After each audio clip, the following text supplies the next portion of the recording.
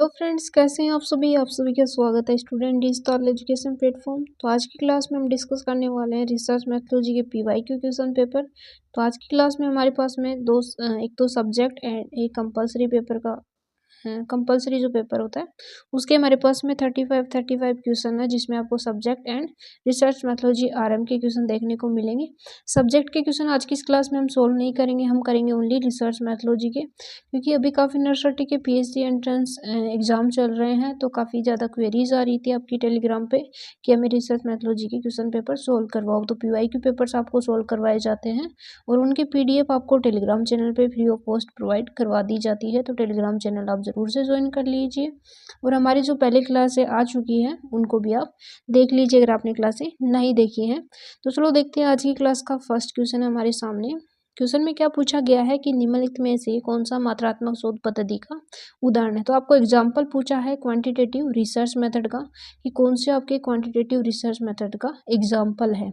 तो एक मामले का अध्ययन करना, नरवंश विज्ञान या फिर सर्वेक्षण या फिर जमीनी सिद्धांत। तो इसमें आपका करेक्ट आंसर क्या हो जाएगा क्वेश्चन नंबर फर्स्ट में। तो क्योंकि आपके पास में क्वेश्चन किसका एग्जाम्पल पूछा है, क्वांटिटेटिव डेटा का। ठीक है, एक तो होता है आपका क्वालिटेटिव डेटा और एक होता है क्वांटिटेटिव रिसर्च मेथड के बारे में पूछा गया, इसका आपको एग्जाम्पल बताना है यहाँ पे। तो करेक्ट आंसर आपका हो जाएगा यहाँ पे सर्वेक्षण, जो सर्वे होता है वो आपका एग्जाम्पल है क्वांटिटेटिव रिसर्च मेथड का।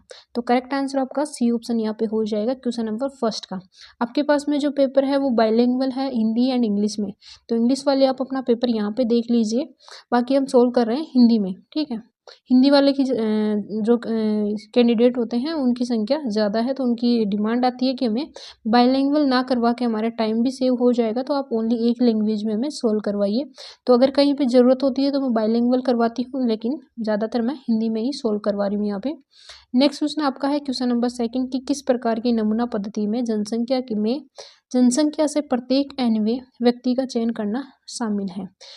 तो यहाँ पे सरल यादृच्छिक नमूनाकरण, व्यवस्थित नमूनाकरण, सुविधा नमूनाकरण या फिर स्त्रीकृत नमूनाकरण। तो क्वेश्चन में क्या पूछा गया है, तो आपके जो क्वेश्चन है इसमें पूछा गया है कि what type of sampling method involve selecting every individual from of population. आपको एनवे पद को यहाँ पे बताना है। तो यहाँ पे करेक्ट आंसर आपका क्या हो जाएगा क्वेश्चन नंबर सेकंड का करेक्ट आंसर आपका बी ऑप्शन हो जाएगा, सिस्टमेटिक सैम्पलिंग। बी ऑप्शन आपका यहाँ पे करेक्ट है। काफ़ी सारे कैंडिडेट के मेरे पास में मैसेज आते हैं, वो शायद ऐसे भी कर देते होंगे क्योंकि उनके पास में टाइम एक्स्ट्रा रहता है। तो मैसेज किए जाते हैं, कमेंट किए जाते हैं कि आपके जो क्वेश्चन हैं वो उनके आंसर रॉन्ग हैं। तो मैं आपको बता दूं, मैं ऑफिशियली आंसर की से मैच करके अपने जो क्वेश्चन है उनके आंसर आपको बताती हूँ। ठीक है, पेपर आपका जो सॉल्व करवाया जाता है वो अकॉर्डिंग टू ऑफिशियल आंसर की को मैच करते हुए करवाया जाता है। अगर फिर भी किसी क्वेश्चन में डाउट है, मान लो कि मेरे से गलती हो जाती है, तो मैं वो चीज़ एक्सेप्ट करके आपको वहाँ पे करेक्ट ऑप्शन बताती हूँ, करेक्ट आंसर वहाँ पे बताती हूँ। तो आप कमेंट सेक्शन में कमेंट किया करें, लेकिन ऐसा भी ना किया करें ताकि मेरे को लगे कि मेरे जो चैनल है उस पर फालतू के लोग भी विजिट करते हैं। तो क्वेश्चन नंबर 3 यहाँ से पूछा गया है कि निम्नलिखित में से कौन सा माप के नाममात्र पैमाने का उदाहरण है। नाममात्र पैमाने से आपको पूछा गया है कि कौन सा नॉमिनल स्केल ऑफ मेजरमेंट का आपके पास में यहाँ पे एग्जाम्पल है। तापमान डिग्री सेल्सियस में, छात्रों की ऊंचाई सेंटीमीटर में, वैवाहिक स्थिति जैसे एकल विवाहित या फिर तलाकशुदा या फिर लिंकट स्केल प्रतिक्रियाएं 1 से 5 तक की। तो यहाँ पे करेक्ट आंसर आपका हो जाएगा 3 क्वेश्चन में सी ऑप्शन। वैवाहिक स्थिति जो आपकी है ये माप के नाममात्र पैमाने जो नॉमिनल स्केल है इसमें इसको शामिल किया जाता है। तो सी ऑप्शन आपका यहाँ पे क्या हो जाएगा, करेक्ट हो जाएगा। नेक्स्ट क्वेश्चन आपका है क्वेश्चन नंबर 4 की किस स्केलिंग तकनीक में उत्तरदाताओं को उनकी प्राथमिकता या सहमति की डिग्री के अनुसार वस्तुओं को सातत्य पर रखने के लिए कहा जाता है। नाममात्र स्केलिंग, सामान्य स्केलिंग, अंतराल स्केलिंग या फिर अनुपात स्केलिंग। तो क्वेश्चन नंबर 4 है, 4 नंबर का करेक्ट आंसर आपका बी ऑप्शन हो जाएगा। नेक्स्ट क्वेश्चन है क्वेश्चन नंबर 5। ये पेपर एक कैंडिडेट ने मुझे सेंड किया है कि मैम इस पेपर को मैं सोल्व करके बताया, तो उसकी क्वेरी के ऊपर ही ये क्वेश्चन पेपर लाया गया है। नेक्स्ट क्वेश्चन है क्वेश्चन नंबर 5 में पूछा गया कि कौन सी स्केलिंग तकनीक लगातार स्केल बिंदुओं के बीच समान अंतराल मानती है और इसका वास्तविक शून्य बिंदु होता है। नाममात्र स्केलिंग, सामान्य स्केलिंग, अंतराल स्केलिंग एंड अनुपात स्केलिंग। तो करेक्ट आंसर आपका क्या हो जाएगा, इसका करेक्ट आंसर आपका डी ऑप्शन हो जाएगा, अनुपात स्केलिंग। रेशियो एनालिसिस यहाँ पे इसका करेक्ट आंसर हो जाएगा। नेक्स्ट क्वेश्चन आपका है क्वेश्चन नंबर 6 नंबर क्वेश्चन में पूछा गया है, किस प्रकार के अनुसंधान डिजाइन में शोधकर्ता चर में हेरफेर किए बिना घटनाओं का आवेदन और वर्णन करता है? खोजपूर्ण, वर्णनात्मक, कारण और केस स्टडी। तो क्वेश्चन नंबर 6 है, इसका करेक्ट आंसर आप कमेंट सेक्शन में बताइए। कमेंट सेक्शन में बताने के लिए आपको क्या करना होगा, वीडियो को पॉज करना होगा और आप खुद से भी आंसर देने की कोशिश करें और जितना जल्दी हो सके पेपर को, क्वेश्चन को पढ़ के उसका आंसर लगाने की कोशिश करें ताकि आपकी स्पीड भी बढ़ेगी। तो 6 नंबर क्वेश्चन का करेक्ट आंसर आपका यहाँ पे हो जाएगा बी ऑप्शन, वर्णनात्मक डिस्क्रिप्टिव, यहाँ पे करेक्ट आंसर आपका हो जाएगा। तो बी ऑप्शन आपका यहाँ पे सही है क्वेश्चन नंबर 6 का। नेक्स्ट क्वेश्चन आपका यहाँ पे है 7 नंबर क्वेश्चन, कि शोध में साहित्य समीक्षा का प्राथमिक उद्देश्य क्या है? साहित्य समीक्षा जो है लिटरेचर रिव्यू के बारे में यहाँ पे पूछा गया है। इसका प्राइमरी जो ऑब्जेक्ट है वो क्या होता है? तो प्राइमरी ऑब्जेक्ट आपका क्या होगा, शोधकर्ता के निष्कर्षों को संक्षेप में प्रस्तुत करना, या फिर शोधकर्ता की विश्वसनीयता स्थापित करना, या फिर अध्ययन के लिए एक सैद्धांतिक रूपरेखा प्रदान करना। नेक्स्ट आपका डी ऑप्शन है कि पिछले शोध निष्कर्षों को नज़रअंदाज करना। तो कभी भी आपको नज़रअंदाज करने वाला या फिर केवल जैसी चीज़ें आती है ना, वहाँ पे आपको उस ऑप्शन को ही आपको काट देना है, क्योंकि ये चीज़ें आपकी नेगेटिव होती है कि आपको रिसर्च करोगे तो किसी भी चीज़ को आपको क्या करना है, नज़रअंदाज नहीं करना है। ठीक है, तो यहाँ पे 7 नंबर क्वेश्चन है, इसमें पूछा गया था कि आपको साहित्य समीक्षा का जो ऑब्जेक्ट है वो क्या है, ये इसके बारे में बताना है। तो साहित्य समीक्षा का जो ऑब्जेक्ट है ये है कि अध्ययन के लिए एक सैद्धांतिक रूपरेखा प्रदान करता है। ठीक है, जब हम किसी भी रिसर्च को करते हैं तो उसकी स्टेप होती हैं। ठीक है, सबसे पहले हमें क्या करना है, सेकेंड स्टेप में क्या करना है, थर्ड में क्या करना है, फोर्थ में क्या करना है, फिफ्थ में क्या करना है, सिक्स में क्या करना है, सेवन में क्या करना है। तो इस प्रकार से स्टेप्स रहती हैं। तो इसमें सबसे पहले जो आती है वो प्रॉब्लम को देखा जाता है, या फिर डाटा किस प्रकार की टॉपिक पे हमें टॉपिक सेलेक्ट करना होता है। ठीक है, तो यहाँ पे एक ऑब्जेक्ट ये भी होता है कि साहित्य समीक्षा का प्राथमिक उद्देश्य जो है ये है सैद्धांतिक रूपरेखा प्रदान करना, कि आप जो भी काम करना चाहते हो उसको एक सिद्धांत के रूपरेखा में आपको देना है। ठीक है, उसको सिद्धांत रूप में आपको प्रस्तुत करना है। तो करेक्ट आंसर आपका यहाँ पे हो जाएगा सी ऑप्शन। नेक्स्ट क्वेश्चन आपका है क्वेश्चन नंबर 8 की निम्नलिखित में से कौन अनुसंधान नैतिकता का सबसे अच्छा वर्णन करता है? तो यहाँ पे आपको किस बारे में पूछा गया है, रिसर्च एथिक्स के बारे में पूछा गया है कि कौन सा आपका अनुसंधान नैतिकता को सबसे अच्छे वर्णन करता है। तो केवल कानूनी नियमों का पालन करना, डेटा को गोपनीयता सुनिश्चित करना, या फिर परिकल्पनाओं का समर्थन करने के लिए डेटा में हेरफेर करना, या फिर प्रतिभागियों से सूचित सहमति की अनदेखी करना। तो क्वेश्चन नंबर 8 का करेक्ट आंसर आपका क्या हो जाएगा, यहाँ पे ये हो जाएगा बी, डेटा की गोपनीयता सुनिश्चित करना क्या है, अनुसंधान की नैतिकता का सबसे अच्छा वर्णन करना है कि आप जो डेटा है उसका क्या करेंगे, आप उसकी गोपनीयता रखेंगे। ठीक है, तो बी ऑप्शन आपका यहाँ पे सही हो जाएगा। नेक्स्ट क्वेश्चन आपका है क्वेश्चन नंबर 9 नंबर क्वेश्चन में पूछा गया है कि शोध में परिकल्पना तैयार करने का उद्देश्य क्या है? ठीक है, रिसर्च में जब हाइपोथेसिस प्रिपेयर कर रहे हैं तो उसका उद्देश्य क्या है? यहाँ पे शोध के दृष्टिकोण को साबित करना, डेटा संग्रहण और विश्लेषण प्रक्रिया का मार्गदर्शन करना, या फिर परिणामों में हेरफेर करना, या फिर साहित्य समीक्षा करने से बचना। तो आपको बचना नहीं है यहाँ पे। ठीक है, साहित्य रिसर्च करने के लिए आपको साहित्य समीक्षा करनी होती है।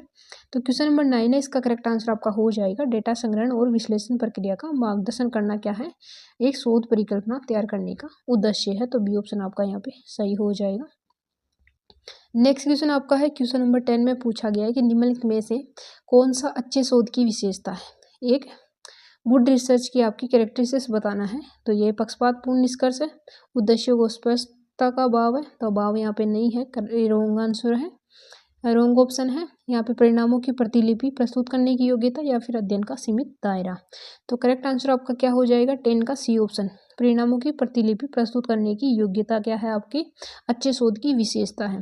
देखो आपके ऑप्शन होते हैं उनमें आपके मल्टीपल आंसर आपके मिल जाएंगे, लेकिन आपको वहाँ पे सिलेक्ट करना है ताकि सबसे ज़्यादा अप्रोप्रिएट आंसर कौन सा है। ठीक है, जो उस चीज़ के बारे में अच्छे से एक्सप्लेन कर रहा है। ठीक है, तो यहाँ पे करेक्ट आंसर आपका सी ऑप्शन होगा। ठीक है, नेक्स्ट क्वेश्चन आपका यहाँ पे अगर ये ऑप्शन नहीं होता, ठीक है, तो यहाँ पे ए ऑप्शन भी आपका हो जाता। पक्षपातपूर्ण निष्कर्ष भी आपकी एक शोध की विशेषता होती है कि आप बिना पक्षपात किए हुए भी आप जो रिसर्च है वो कर रहे हो, उसका निष्कर्ष निकाल रहे हो। ठीक है, लेकिन सबसे अच्छा आंसर आपका सी ऑप्शन यहाँ पे हो जाएगा।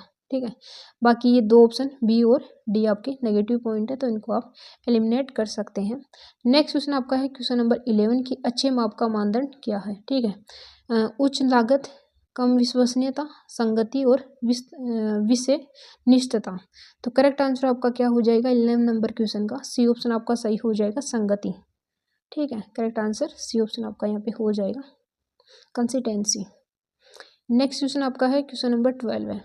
12वें नंबर क्वेश्चन में पूछा गया है कि निम्नलिखित में से कौन सा रवैया माप पैमाने का एक सबसे अच्छा प्रकार है। माप पैमाने का एक अच्छा प्रकार है, नाममात्र पैमाना, सामान्य पैमाना, अंतराल पैमाना या फिर लिंकट स्केल। तो क्वेश्चन नंबर 12 का करेक्ट आंसर आपका डी ऑप्शन हो जाएगा यहाँ पे, लिंकट स्केल। नेक्स्ट क्वेश्चन आपका है क्वेश्चन नंबर 13 में पूछा गया है कि निम्नलिखित में से कौन सा गैर पैरामीट्रिक डेटा का उदाहरण है। ठीक है, तो किसके बारे में पूछा गया, नॉन पैरामीट्रिक डेटा के बारे में यहाँ पे पूछा गया है। तो ऊंचाई, वजन, रैंक क्रम और तापमान डिग्री सेल्सियस में। तो गैर पैरामीट्रिक जो डेटा है उसका एग्जाम्पल आपका यहाँ पे हो जाएगा रैंक क्रम। ठीक है, रैंकिंग ऑर्डर जो है आपका क्या है, नॉन पैरामीट्रिक डेटा का एग्जाम्पल है। तो करेक्ट आंसर आपका सी ऑप्शन यहाँ पे हो जाएगा। नेक्स्ट क्वेश्चन है क्वेश्चन नंबर 14 नंबर क्वेश्चन में क्या पूछा गया है कि डाटा प्रोसेसिंग में संपादन का उद्देश्य क्या है। डेटा को श्रेणियों में व्यवस्थित करना, प्राथमिक डेटा एकत्रित करना, डेटा में त्रुटियों और विसंगतियों को ठीक करना, डेटा को ग्राफिकल रूप में प्रस्तुत करना। तो करेक्ट आंसर आपका क्या हो जाएगा 14 का यहाँ पे डी ऑप्शन की डेटा में त्रुटियों और विसंगतियों को ठीक करना क्या है, डाटा प्रोसेसिंग में संपादन का ऑब्जेक्टिव है कि डाटा जो प्रोसेसिंग होती है, ठीक है, तो उसका पर्पज क्या होता है। ठीक है, डेटा में त्रुटियों और विसंगतियों को ठीक करना ही इसका उद्देश्य है। तो सी ऑप्शन आपका यहाँ पे सही हो जाएगा। नेक्स्ट क्वेश्चन आपका है क्वेश्चन नंबर 15 में पूछा गया कि डेटा विश्लेषण में कोडिंग में क्या शामिल है। ठीक है, कोडिंग में आपका शामिल पूछा गया है कि क्या क्या इसमें शामिल किया जाता है। डेटा को श्रेणियों या समूहों में व्यवस्थित करना, डेटा में त्रुटियों को ठीक करना और कच्चा डेटा एकत्रित करना या फिर डेटा को सारणीबद्ध रूप में प्रस्तुत करना। तो 15 नंबर क्वेश्चन है, इसका करेक्ट आंसर आपका ए ऑप्शन हो जाएगा यहाँ पे, डेटा को श्रेणियों या समूहों में व्यवस्थित करना। ए ऑप्शन आपका यहाँ पे सही है। नेक्स्ट क्वेश्चन आपका है कि डेटा विश्लेषण के संदर्भ में वर्गीकरण क्या है। 16 नंबर क्वेश्चन में क्या पूछा गया है, डेटा विश्लेषण में संदर्भ में वर्गीकरण क्या है। ठीक है, तो what is the classification in the context of data analysis. Data को संख्यात्मक मान निर्दिष्ट करना, डेटा को श्रेणियों या समूहों में व्यवस्थित करना, या फिर डेटा में त्रुटियों को ठीक करना, या फिर डेटा को ग्राफिकल रूप में प्रस्तुत करना। तो क्वेश्चन नंबर 16 का करेक्ट आंसर आपका यहाँ पे हो जाएगा बी ऑप्शन, डेटा को श्रेणियों या समूहों में व्यवस्थित करना। तो कौन सा ऑप्शन आपका सही है, बी ऑप्शन आपका यहाँ पे सही हो जाएगा। क्वेश्चन नंबर 16 का बी ऑप्शन यहाँ पे सही हो जाएगा। नेक्स्ट क्वेश्चन हम यहाँ पे देखेंगे क्वेश्चन नंबर 17 नंबर क्वेश्चन में क्या पूछा गया है कि डेटा प्रस्तुत की पर किस प्रक्रिया विधि में, किस विधि में डेटा को पंक्तियों और स्तंभों में व्यवस्थित करना शामिल है। चित्र में प्रतिनिधित्व, सारणीकरण, चार्टिंग या फिर रेखांकन। तो क्वेश्चन नंबर 17 है, इसका करेक्ट आंसर आपका हो जाएगा बी ऑप्शन, सारणीकरण यहाँ पे सही है। नेक्स्ट क्वेश्चन आपका है क्वेश्चन नंबर 18 के एक शोध रिपोर्ट का उद्देश्य क्या है। डेटा एकत्रित करना, कच्चा डेटा प्रस्तुत करना, या फिर अनुसंधान निष्कर्षों को संप्रेषित करना, या फिर डेटा विश्लेषण करना। तो क्वेश्चन नंबर 18 का करेक्ट आंसर आपका सी ऑप्शन यहाँ पे हो जाएगा, अनुसंधान निष्कर्ष को संप्रेषित करना। तो सी ऑप्शन आपका यहाँ पे सही है। नेक्स्ट क्वेश्चन आपका है क्वेश्चन नंबर यहाँ पे 19 नंबर क्वेश्चन में पूछा गया है कि शोध रिपोर्ट लिखने के किस चरण में निष्कर्षों की व्याख्या की जाती है। परिचय में, कार्यप्रणाली में, परिणाम में, या फिर निष्कर्ष में। 19 का करेक्ट आंसर आपका यहाँ पे हो जाएगा C option, result. C option आपका यहाँ पे सही हो जाएगा। किस शोध रिपोर्ट में संदर्भ देने का उद्देश्य क्या है। रिपोर्ट में उपयोग किए गए स्रोतों को सूचीबद्ध करने के लिए, अतिरिक्त जानकारी के लिए, फुटनोट प्रदान करने के लिए, या फिर कच्चे डेटा को प्रस्तुत करने के लिए, या फिर डेटा को श्रेणियों में व्यवस्थित करने के लिए। तो क्वेश्चन नंबर 20 में करेक्ट आंसर आपका ए ऑप्शन हो जाएगा, डेटा में रिपोर्ट में उपयोग किए गए स्रोतों को सूचीबद्ध करने के लिए। तो ए ऑप्शन आपका यहाँ पे सही हो जाएगा। नेक्स्ट क्वेश्चन आपका है क्वेश्चन नंबर 21 नंबर क्वेश्चन में पूछा गया है कि कौन सी माइक्रोसॉफ्ट एक्सेल सुविधा आमतौर पर डेटा को सारणीबद्ध करने और सांख्यिकीय गणना करने के लिए उपयोग की जाती है। तो पिवोट टेबल, चार्ट, सूत्र और मैक्रोज। तो करेक्ट आंसर 21 नंबर क्वेश्चन का हो जाएगा यहाँ पे ए ऑप्शन। पिवोट टेबल जो है ये माइक्रोसॉफ्ट एक्सेल सुविधा आमतौर पर डेटा को सारणीबद्ध करने और सांख्यिकीय गणना करने के लिए उपयोग किया जाता है। किसका? पिवोट टेबल जो है ये आपकी डेटा को सारणीबद्ध और सांख्यिकीय गणना करने के लिए काम में ली जाती है पिवोट टेबल। तो ए ऑप्शन आपका यहाँ पे सही हो जाएगा। नेक्स्ट क्वेश्चन आपका है कि आमतौर पर संख्याओं की श्रेणियों के औसत की गणना करने के लिए किस फंक्शन का उपयोग किया जाता है? तो यहाँ पे एवरेज के बारे में पूछा गया है, मैक्स, मिन, सम और औसत। तो करेक्ट आंसर आपका 22 नंबर क्वेश्चन में हो जाएगा औसत। डी ऑप्शन आपका यहाँ पे सही हो जाएगा। नेक्स्ट क्वेश्चन आपका है क्वेश्चन नंबर 23 नंबर क्वेश्चन में पूछा गया है कि अनुसंधान में सांख्यिकीय विश्लेषण के लिए किस सॉफ्टवेयर एप्लीकेशन का व्यापक रूप से उपयोग किया जाता है? Microsoft Word, Microsoft Excel, Adobe Photoshop और IBM SPSS। तो करेक्ट आंसर आपका यहाँ पे क्या हो जाएगा? 23 का करेक्ट आंसर आपका डी ऑप्शन हो जाएगा IBM SPSS। ठीक है, IBM SPSS इसका करेक्ट आंसर डी ऑप्शन हो जाएगा। नेक्स्ट क्वेश्चन है 24 नंबर क्वेश्चन पूछा गया है कि अनुसंधान में SPSS का प्राथमिक उद्देश्य क्या है? डेटा प्रविष्टि, डेटा विश्लेषण, रिपोर्ट लेखन या फिर डेटा भंडारण। तो 24 नंबर क्वेश्चन का करेक्ट आंसर आपका हो जाएगा यहाँ पे बी ऑप्शन, डेटा विश्लेषण। बी ऑप्शन आपका यहाँ पे सही है। नेक्स्ट क्वेश्चन है 25 नंबर क्वेश्चन की कौन सी SPSS सुविधा आमतौर पर डेटा को ग्राफिक्स रूप से सारणीबद्ध और प्रस्तुत करने के लिए उपयोग की जाती है? Syntax editor, data view, output viewer और चार्ट बिल्डर। तो 25 नंबर क्वेश्चन का correct answer D option, chart builder. D option आपका यहाँ पे सही हो जाएगा। नेक्स्ट क्वेश्चन है क्वेश्चन नंबर 26 नंबर क्वेश्चन में पूछा गया है, क्वेश्चन नंबर 26 में पूछा गया है कि कौन सी डेटा प्रतिनिधित्व, सारणीकरण और सांख्यिकीय गणना के लिए आमतौर पर कौन सी सॉफ्टवेयर उपयोग किया जाता है? तो कौन से सॉफ्टवेयर का उपयोग किया जाता है? तो करेक्ट आंसर आपका इसका हो जाएगा माइक्रोसॉफ्ट एक्सेल। सी ऑप्शन आपका यहाँ पे सही हो जाएगा। नेक्स्ट क्वेश्चन है क्वेश्चन नंबर 27 नंबर क्वेश्चन में पूछा गया है कि व्यवसाय में अनुसंधान का क्या महत्व है? तो आपसे पूछा गया है कि significance of research in business. ठीक है, तो क्या इसका सिग्निफिकेंस है, मतलब क्या अनुसंधान का महत्व है एक व्यवसाय के लिए? यह केवल मुनाफा पैदा करने में मदद करता है, यह निर्णय लेने के लिए अंतर्दृष्टि प्रदान करता है, यह केवल शैक्षणिक उद्देश्य के लिए है, यह व्यवसाय जगत में इसकी कोई प्रासंगिकता नहीं है। ठीक है, तो करेक्ट आंसर आपका 27 नंबर क्वेश्चन का हो जाएगा बी ऑप्शन, यह निर्णय लेने के लिए अंतर्दृष्टि प्रदान करता है। बाकी तीनों पॉइंट आपके नेगेटिव दे रखे हैं। ठीक है, तो बी ऑप्शन आपका यहाँ पे सही हो जाएगा। सबसे अप्रोप्रिएट आंसर आपका बी ऑप्शन है, बाकी तीनों ऑप्शन आपके रोंग हैं।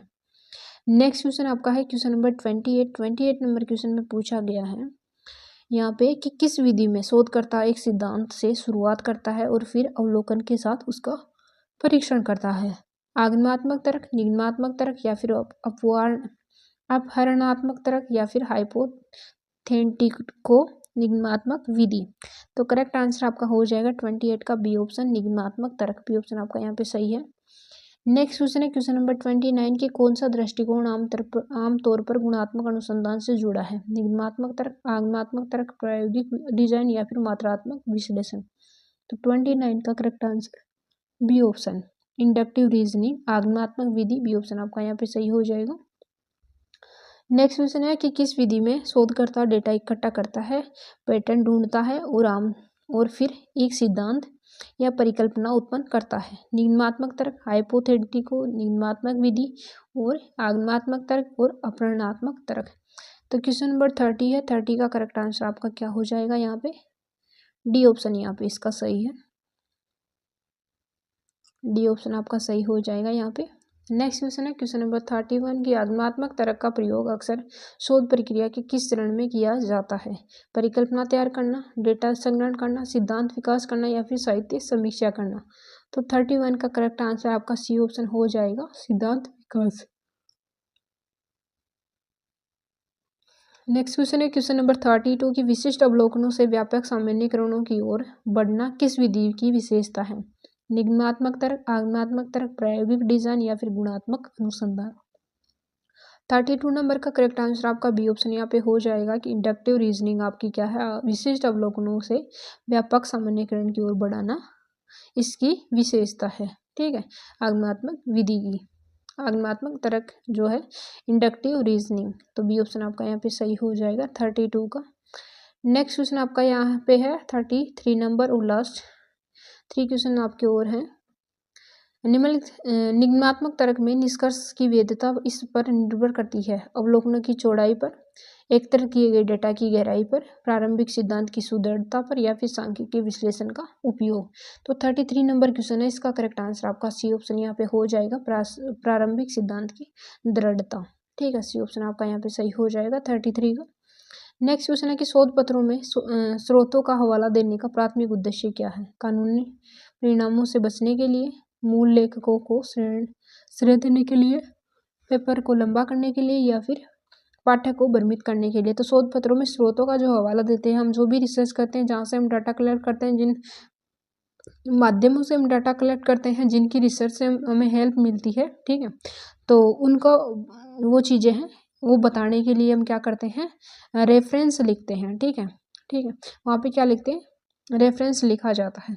तो यहाँ पे करेक्ट आंसर क्या होगा 34 का करेक्ट आंसर, मूल लेखकों को श्रेय देने के लिए, ठीक है। जो भी चीज़ें हमने काम में लिए, जहाँ से हमने काम में लिए, या फिर जिनके भी हमने डाटा यूज किए हैं, उनको हम श्रेय देते हैं वहाँ पे, ठीक है, कि हमने यहाँ से हेल्प ली है, ठीक है, तो उनको श्रेय देने के लिए। तो यहाँ पे करेक्ट आंसर आपका यहाँ पे बी ऑप्शन हो जाएगा 34 का। नेक्स्ट क्वेश्चन और लास्ट क्वेश्चन है कि निम्नलिखित में से कौन सा साहित्य चोरी का एक रूप नहीं है? तो प्लेरिज्म का जो रूप है वो नहीं है, ये पूछा आपका। मिलीभगत, उद्धरण, पेज राइटिंग, या फिर घोस्ट राइटिंग। तो करेक्ट आंसर आपका यहाँ पे हो जाएगा 35 का बी ऑप्शन। उद्धरण आपका जो है वे साहित्य चोरी का रूप नहीं है, बाकी मिलीभगत, पेज राइटिंग और घोस्ट राइटिंग आपकी तीनों क्या है, ये साहित्य चोरी की एक विशेषता है, साहित्य चोरी का रूप है। तो करेक्ट आंसर आपका यहाँ पे क्या हो जाएगा, बी ऑप्शन हो जाएगा। तो आज की क्लास आपको कैसी लगी कमेंट सेक्शन में बताना। अगर आपको क्लास हेल्पफुल मिलती है तो कमेंट जरूर से करना, और जैसे भी आपको क्लास लगती है उसका फीडबैक आप कमेंट सेक्शन में बताएंगे तो मुझे मोटिवेशन मिलेगा आपको और भी क्लास प्रोवाइड करवाने के लिए। और इसकी जो PDF आपको चाहिए तो टेलीग्राम चैनल ज़रूर से ज्वाइन कर लीजिए, वहाँ पे जाके कमेंट कर देना PDF के लिए, और आपकी PDF फाइल्स जो पहले वाली क्लास हैं उनकी ग्रुप में अवेलेबल है, तो वो भी आप देख लीजिएगा। तो चलो मिलते हैं नेक्स्ट क्लास में, तब तक के लिए have a nice day, bye bye, take care.